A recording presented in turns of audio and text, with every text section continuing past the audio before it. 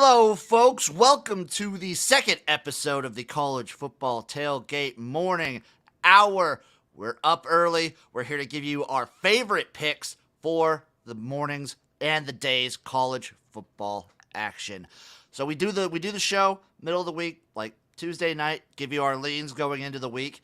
Now we have the final lines out, Eric, Uncle Rico, and we are here to give you our picks for the day. Dude, I couldn't sleep last night, Jimmy. I don't know about you, my friend, but I I legitimately. I was so exhausted because I spent the last like 2 days staying up till about 3 or 4 in the morning and waking up at 6. So I passed out at like 11:30. But if it was a normal night, not a chance, not a chance in hell I I'd be mean, able to like, sleep. I was up at 3:30. I was on this lovely Peloton machine behind me, biking away. Got a little lift in, on cup of coffee number 3 or 4. I'm ready to There you go, man. go, there you go, man. God, I'm gonna have like a red beer or just some beer to wake me up. It's college football What's your Saturday beer of tradition choice on a college football Saturday? Does to it start the change? day. Does it It's these change like season? Isn't it a seasonal selection for you, or is it like? changes week to week, but normally to start off the season, it's Bud heavy. See, I would have tagged you as an old school Red Dog guy. Yeah, that's good. I like Schlitz. Schlitz is always a good go-to. Yeah, But dude. man, For me, it's Miller Lite. I mean Miller Lite's classic. I It's mean, you got hard. to go with the OG Miller Lite. Yeah, There is a little local brewery here in the greater suburban area of Chicago. I frequent. I'll get one of their local ones if I want to go high class. But for me, majority of the time, it's the finest Pilsner in the land, Miller Lite. so Eric, what we're gonna do today is we're just gonna give you our picks. That's all we're gonna do. We're gonna keep it nice, keep it light, keep it tight. Let you have time to make it to the book windows to make these bets yourself. Let's do it, my friend. Let's do it. How about you start us off, buddy? Dude, first bet of the day. I'm going with the Hogs. -6. Pittman 4-1 ATS opener in home in against non-conference foes. Look, Cincinnati's lost a ton of the defensive end, especially up front in their front seven. I think they're going to be able to run the ball at will. Hogs averaged 228 yards rushing per game. Cincinnati, with how good their defense was last year, still gave up a $149 on the ground, losing Sanders, their best defensive lineman, losing the best two linebackers. I think the Hogs are going to be able to run the ball at will. And then you factor in losing Ritter, Ford, their running back, their best playmaking wide receiver. Cincinnati's lost a ton. I think it's a big task for them to go up and go into Arkansas and cover a number this big. I like the Hogs -6. That's lockstep. That's one of my favorite plays as well. Is Arkansas -7, -7.5, -6. Right now I'm seeing -7. I still like it at 7. I wouldn't go over 7. I wouldn't go over 7. That's where I'm pushing it, but I like it still. My first play of the day, I'm rocking with the Terps. Give me Maryland and Buffalo over 65 points. Because what does Maryland do in September? They score a shitload of points. Ball out of control, dude. I think their offense is going to be nuts too. They're I think Tully is going to take a step forward Well, he should. for September. He should. And then October will come and he'll go back to reality. Exactly. That's how Maryland goes. And Buffalo, I just their defense is, I don't trust them. I think they're not bottom tier, but they're not a great MAC team. Well, both you and I in our MAC preview took the under of what was it, 6? I think it was 6.5, Or somewhere along 6.5? Yeah. No, it was 5.5. My bad, 5.5, I believe. Still on the under there. Yeah. Maryland in September, they just ball out. What do you got next, buddy? My next pick, I am going quack. I'm on the Oregon Ducks +17.5. Woo! Georgia lost 8 starters on defense, 5 of which first round picks. They lost their entire starting defensive lineman. Oregon, I mean, Cristobal was a coach there. This Cristobal's blueprint is still kind of there. Strong offensive line, returning 4 starters. You know what? That unit averaged 202 yards running per game. Bo Nix is going to be back there. He had his best season. It was Ken Dingingham was his offensive coordinator at Auburn. I think this is a pretty big number. Plus, you factor in the coach for the Ducks used to be the defensive coordinator for Georgia. I just don't think Smart is going to run up the score. I think staying within the 17.5 is doable for the Ducks, especially when you factor in the advantage they have in the trenches. I would be on the opposite side of that if I was playing that game, but I'm not touching that game. My next play is North Carolina on the money line. I don't understand where this disrespect is coming from. Like, yeah, App State is a really good team, and they're a great Sun Belt team. I feel like UNC is getting a little disrespected here, though. I think it was because how bad they looked in that week 0 game. Where They didn't look great, but I think like they're just going through the motions. You know what I mean? Like in a game like that, they're just going through the motions. You're playing a total stale number if you play App State, in my eyes, today. yeah, you should have taken App State like last week. Yeah, because this line opened up App State getting 3. Right now, what is it right now? It's What do you North think? Carolina +2, So plus this is 110 on the money line for UNC. this is a 5-point line move. You're Yeah. late to the party if you're playing App State, and long term, that's how you lose betting. Even if you win today, that's how you lose betting. You know what? Total. I totally agree with you, but I'm not betting this game. I'm gonna stake around and give another pick that I love because I'm feeling overs today. You- Houston UTSA. Oof. Give me the over. It's 62. But what did we love? We love Houston. We love their quarterback. I love UTSA. Their offense isn't going to be as good as last year, but I think they can still put up some points. I would lead Houston and the spread, but I like just the over in this game. Okay. Our first step to cashing that Gunner plus 125 Heisman ticket we locked in. This is step number 1. He has to ball out today. Step number 1 in our journey to New York. My next pick, I always have that little mid-major school I fall in love with. And this year, it's the Georgia State Panthers. Defensively, South Carolina only returns 5 stars on defense, with their front 7 being down from last year. Georgia State 4 stars returning on the offensive line. Senior quarterback, returning 15 starters. Team should have beat Auburn last year. South Carolina, I'm not a big Spencer Rattler guy. I think he's a very immature quarterback. I think when stuff gets tight, he starts pointing the finger. He's not a rah-rah type guy. And they have Arkansas on deck. You know what I mean? I think this is for an inexperienced coaching staff, inexperienced team. I think this is just a great situational spot to take Georgia State. I locked him in at plus 12.5. That's where I got him too. I love Georgia State. They're one of my plays for sure. Up next, I got one of these mid-majors that I fall in love with. The Tulsa Hurricane against a Wyoming team who I am not high on whatsoever. Tulsa to me is just the staple of consistency, and then they're always good for like an upset or two, but they're just a good team. They're like a good enough team. That's the Tulsa Hurricane, and Hawaii is just bad. Hawaii does bad things badly, and I don't trust them to cover against anybody. I'm going to probably be fading Wyoming. Hawaii too, but I'm going to be fading Wyoming like the entire year. Yeah, I mean, both of us are on the Wyoming under too. So, I mean, we had a great first step. I think Tulsa wins the game. I'm not involved in the game, though. I totally agree with your take. My next one, and you know what? This is our friendship. I felt when we talked about this game took a little bit of a hit. It's going to take another hit today, bitch. Look, I get it. I get the BYU hype. I totally get it. I understand it. But this is a West Coast team traveling to South Florida to play against USF, South Florida. Going to be over 90. Factor in the Florida humidity.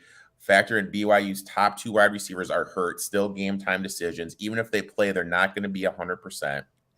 BYU has Baylor on deck. South Florida has the Baylor quarterback, Bohannon, that led them to the Big 12 championship game, coming in to take over.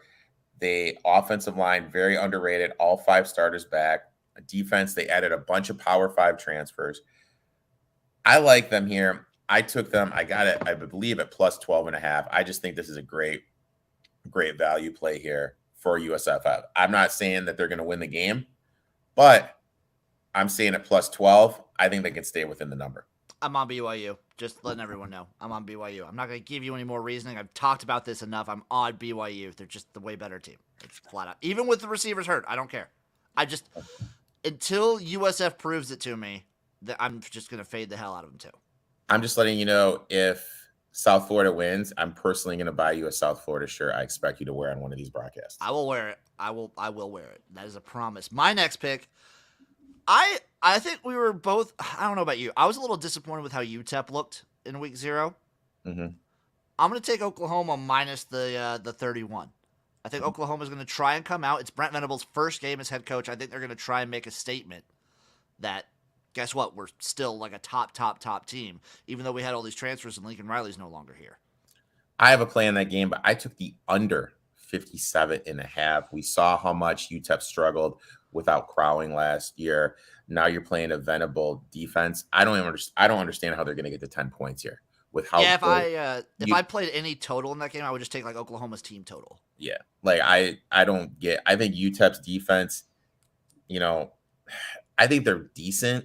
I mean, I'm not a big Dylan Gabriel guy. I understand he had his best year at UCF when the offensive coordinator who's at Oklahoma was there. But look, I'm just not a big Dylan Gabriel guy. I have Oklahoma winning. I have Oklahoma winning comfortably, but I have this going under 57.5. Yeah, I could easily see this being like a 38-0 game. Easily, yeah.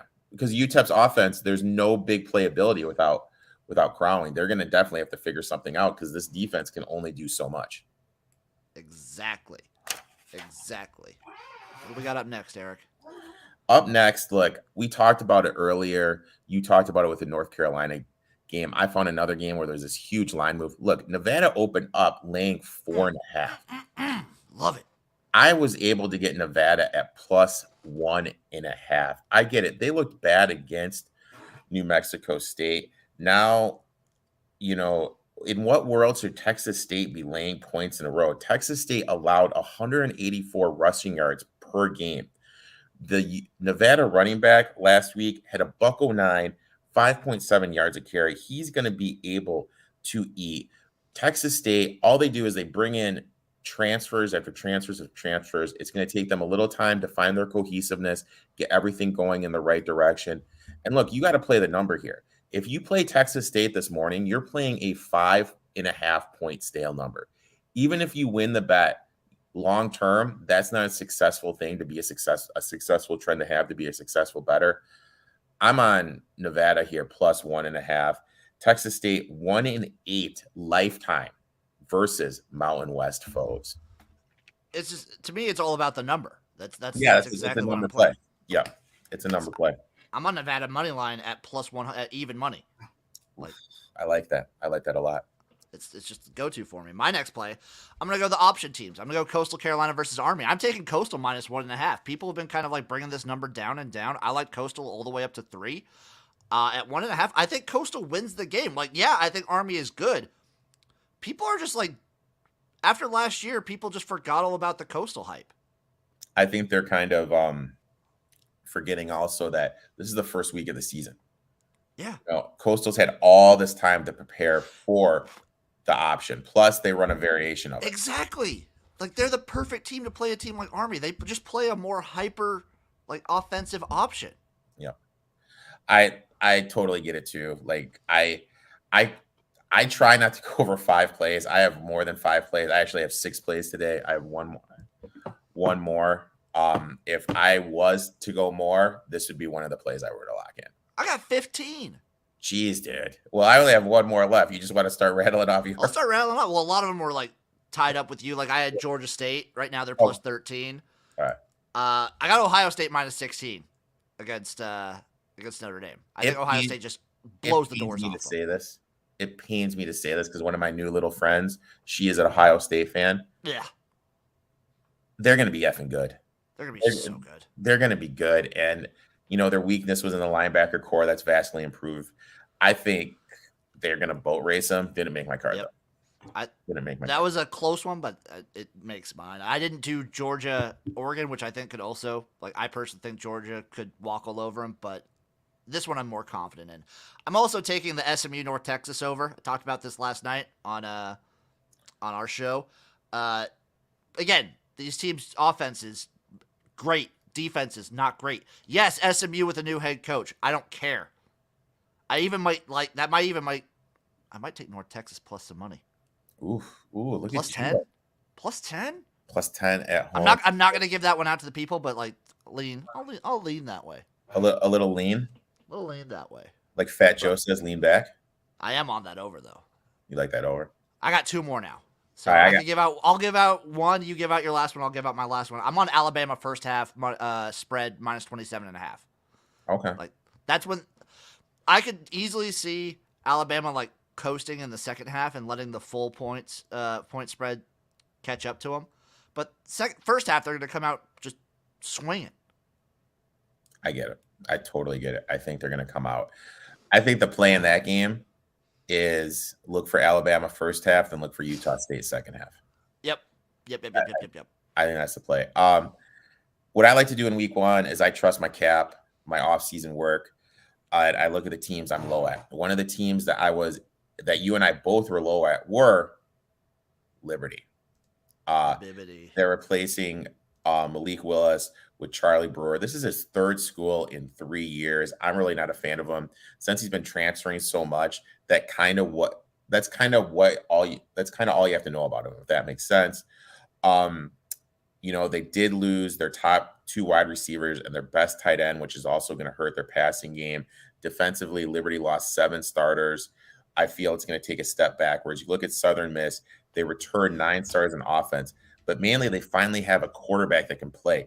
They were so banged up at the quarterback position. Frank Gore Jr., yes, you heard right, Frank Gore Jr., who's a running back, had to play quarterback last year. He's moving back to the running back position with the improvements that they've made at the O-line, Gore being able to run behind this O-line. I think he's going to be able to eat. Defense is really better than people realize. They have a good stop right inside the 20. I think they're going to be able to stop Liberty's offense because of the struggles that they have at the playmaker positions and the quarterback positions. I like Southern Miss here. I got him at 3.5. I was leaning that way.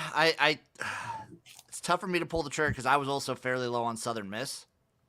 But dude, Frank Gore's kid, dude. You got to respect that, man. I got to respect that. So I would lean Southern Miss, but I'm staying away from that game. I actually have 2 more. I didn't see one. I'm going to throw up in my mouth saying this, but it's a giant spread and it's Texas, but I like Texas minus the 37.5 versus ULM. ULM is garbage. And Texas, more than any other school, wants to make a statement after Sark's first year.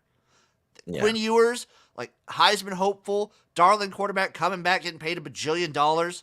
They're gonna want to just ball out on this. Good mullet, team. Good set of hair on him too. The only thing I'm worried about is Texas's defense. Look, I get it. I see it. I mean, Monroe's bad. I mean, they're really bad. They're really, really bad. I mean, the fact they were able to do as good as they did last year, was amazing. But I think they're going to struggle this year. And you're right. Texas is going to want to make a statement. They're going to want to show the people that they have a chance against Alabama, which you and I both know they don't. So I expect them to run it up. My last play. It's the late night game. Western Kentucky versus Hawaii. I'm on the anti-Hawaii side now. After Vanderbilt does that to you, how demoralized are you? You got to be demoralized. And look, Hawaii might.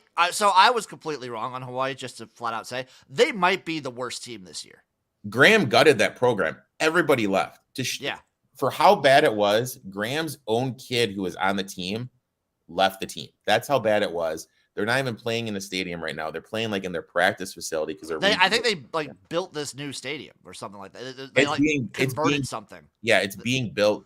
They have it's like an old practice facility. Yeah, it's wild. So I totally get it. And when you look at it, teams going to the island the last couple of years, their ATS record isn't as bad as people think. So I would definitely lean the Hilltoppers here. Yeah, I'm taking the Hilltoppers minus 16. And you know what? Screw it. I want to take the over 67.5, but that's a lot of points. That's a lot of points, my friend. So I'm just gonna take the minus 16. Those are my plays. God, I mean, 16 great. I ended up with. Dude, that's a.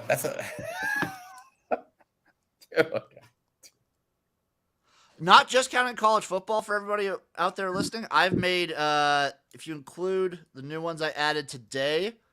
Oh my God! I think I've made about 50 bets on the month so far. And we're 3 days in. What the hell, dude? Yeah. Yeah, I might have How a do you problem. bet that much, dude? I Like, might have a problem. Jesus, dude. I got Wow, paid Friday. That's how. dude. Okay, I mean, like, I know. This Well, one's for the rent, baby. This one's for the rent. I don't even know how to answer that, my friend. Thank you all for watching. Thank you all for giving us a shot. We'll be here again next Saturday morning to give you our picks the day of for college football. We'll be here every single morning. I'm just going to say 8 a.m. Central Time, God's time. Boom. Yeah, 8 a.m. Central works for me. You know, try to. I'll treat the people to a little Turkish coffee next week, my friend. Ooh, I like it. I like it. Eric, where can the people find you? At ETOF21 Sports on everything: YouTube, Twitter, Twitch, Instagram, TikTok. That's where you can find me, people.